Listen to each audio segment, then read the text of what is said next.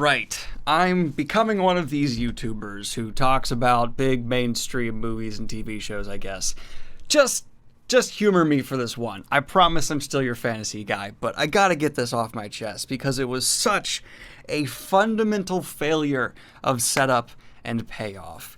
And I think even the most diehard defenders of this new Disney trilogy will agree with me here, because I think this is a pretty consistent criticism throughout the fan base. The Rise of Skywalker, spoiler warning, 100% all the way through. I'm going to be diving in deep on my thoughts of one of the worst cases I have ever seen of failure to pay off a decent setup. But getting into it a bit shallower first here. I really did not like the end of Rise of Skywalker. It felt way over the top campy. It felt like something we've seen before again and again and again, and took absolutely no risks. And on top of that, it's very apparent throughout the movie that there are several things that were in storylines that were cut, or just parts of the movie that weren't really relevant, that were just left over because they maybe couldn't cut them, even though they were involved with things that no longer mattered. Exhibit A would be Finn constantly telling Rey he has to say something and just never telling her what it is. We've even seen John Boyega himself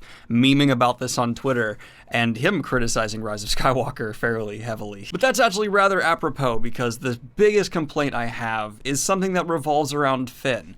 I have found Finn's character to be extraordinarily underwhelming throughout this latest trilogy. I love his setup. His premise is great, a stormtrooper who deserts. And for me, that was something I was believing was going to pay off. I thought maybe, even in the very beginning first movie, The Force Awakens, what we were going to see is a crumbling from within of evil, something that I wanted to see in Star Wars. Maybe the First Order falling apart from within after crushing the Republic. And I thought, oh, this is going to be a really important theme for them to realize throughout this trilogy. And it's why they couldn't make it so that the Republic was the big looming thing and the Empire were the ones working from the shadows, which a lot of people wanted from this new trilogy because it would make sense from where the story left off. But no, what they decided to go with was what we've seen before in Star Wars.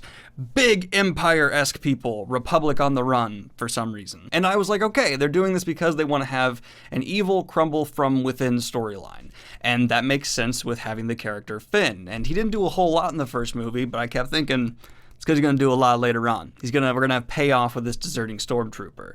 And then The Last Jedi happened, and we got some more kernels of this evil crumbling from within, and maybe a dissension rising within the First Order being the reason this falls apart. And it was almost entirely with Hux.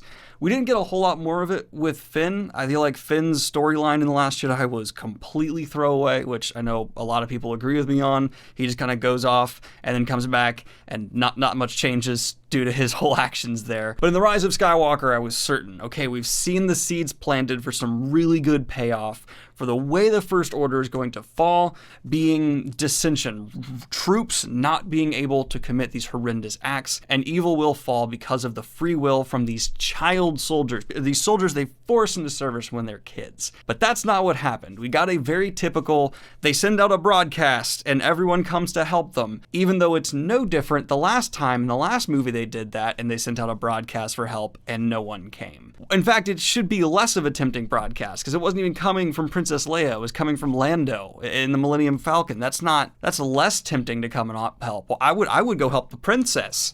Not Lando, no offense, Lando, you're just not a princess. And I feel like this movie even had maybe that idea, a kind of wanting to do this, because we meet an entire group of deserted First Order troopers who refuse to fire upon civilians, and I was thinking, great, we're gonna see this idea further grown upon, but really these deserting troopers do nothing. They kind of fight for a bit, but in no way are they part of like a larger realizing of theme where the way that evil falls isn't from within. It's still an external, like, oh, the good guys are stronger than the bad guys. And now Finn's character payoff isn't some inspiration to help other stormtroopers leave the First Order. He just fights and screams this a lot.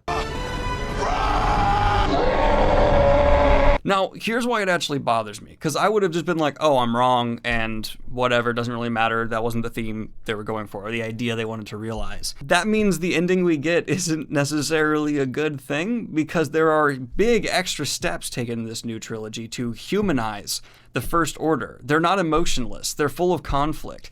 The reason you don't really feel bad when a Death Star full of people dies in the original trilogy is because the Empire are shown to be these unquestioning, super loyal, emotionless people. I mean, we don't get much from them outside of just obeying orders and wanting to realize their own Imperial will, which, great, good on them.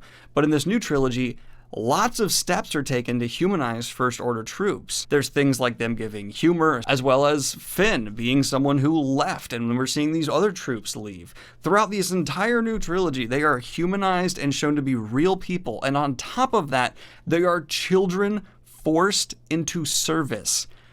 With that in mind, we then see them butchered across the galaxy at the end of the movie. Star Destroyers, full of these people who we know have their own free will and are often unwilling soldiers, butchered. We see these spaceships blowing up. None of them are given a chance to surrender. Also, I'm not really sure why First Order ships across the galaxy are just randomly, spontaneously blowing up when they're completely separate from this battle that's happening, but okay. Like, there are a lot of problems you can say about this one, but for me, it just seems like a very deliberate setup for something that's then like anti-paid off. Instead of us having the First Order fight, split, be torn to pieces from within because of power struggles or some troops being like, no, we're not going to do this in the last battle. We can't fire on these civilian ships that show up. No, instead, we just see them all get butchered. I've seen so many flaws of The Rise of Skywalker pointed out over the internet. Some with a lot of validity, like why did Snoke know about the bond and how to exploit it, but Sidious seems to just completely not be aware of its existence at all. Or dumb little things like why is Finn surprised the stormtroopers have jetpacks when he was one of them, and we've seen these type of troops have jetpacks since the original trilogy, hell, since the Clone Wars. It shouldn't be a surprise they have jetpacks. Stormtroopers have jetpacks and can fly now. What was your first reaction upon seeing that? He forgot.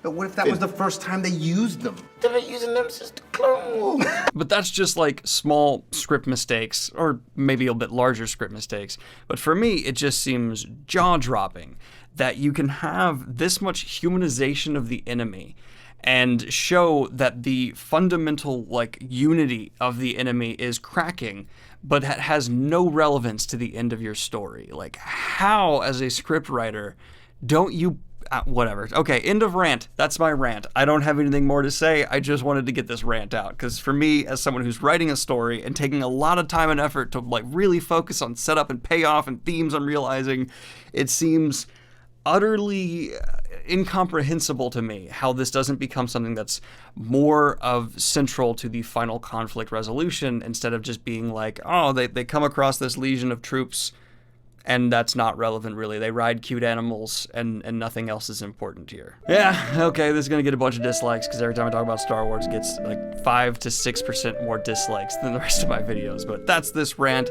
Like and subscribe if you have not already. Hit the Patreon if you want to support what I do here.